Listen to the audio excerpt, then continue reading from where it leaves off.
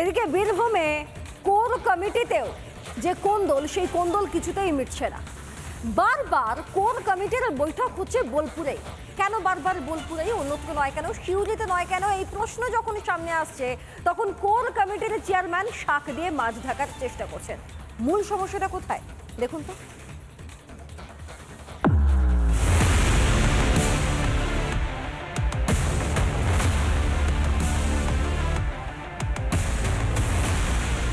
তৃণমূলের নাকি শক্ত ঘাঁটি বীরভূম, সেখানে ঘাসফুলের মধ্যে কোন দল কাঁটা।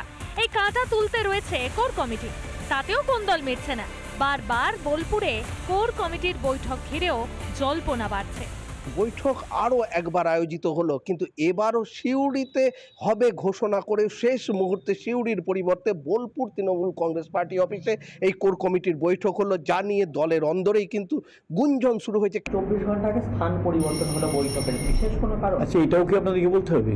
মুখ্যমন্ত্রী মমতা বন্দ্যোপাধ্যায় নিজে বলেছিলেন কোর কমিটি বৈঠক সর্বক্ষেত্রে হবে, অর্থাৎ রামপুরহাট, বোলপুর, সিউড়ি হবে। আপনি অপেক্ষা করুন, হবে।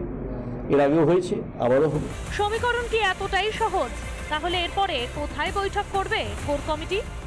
পরবর্তী বৈঠক 26-এ আমাদের বলাই হয়েছিল। কোথায় হচ্ছে? এইটা আপনারা আবার জিজ্ঞেস করছেন কেন? আমরা 24 ঘন্টা আগেও জানতে পারি, নাও পারি। কোর কমিটির চেয়ারম্যান জানেন না কোথায় পরবর্তী বৈঠক, কিন্তু আরেক সদস্য জানিয়ে দিলেন আগামী কোর কমিটি বৈঠক বোলপুর দলীয় কার্যালয় হবে 2:30টার সময়।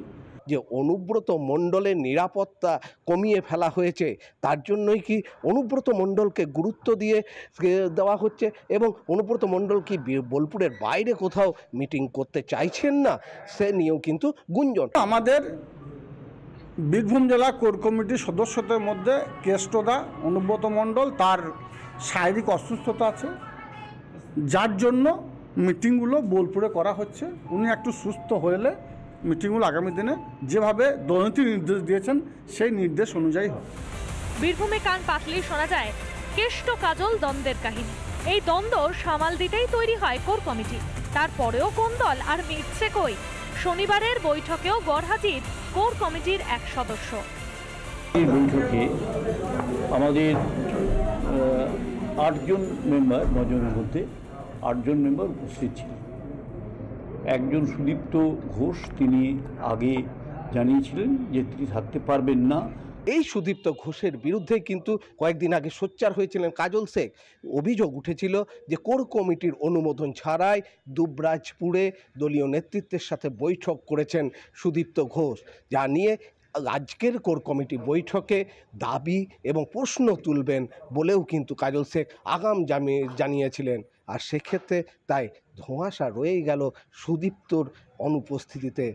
বীরভূম থেকে মনোরঞ্জন চট্টোপাধ্যায়, রিপাবলিক বাংলা। নানা ধরনের কন্টেন্ট দেখার জন্য লাইক করুন, শেয়ার করুন আমাদের ফেসবুক পেজ, সাবস্ক্রাইব করুন আমাদের ইউটিউব চ্যানেল। পাশাপাশি অন্যান্য ব্রেকিং নিউজের জন্য অবশ্যই চোখ রাখুন রিপাবলিক বাংলায়।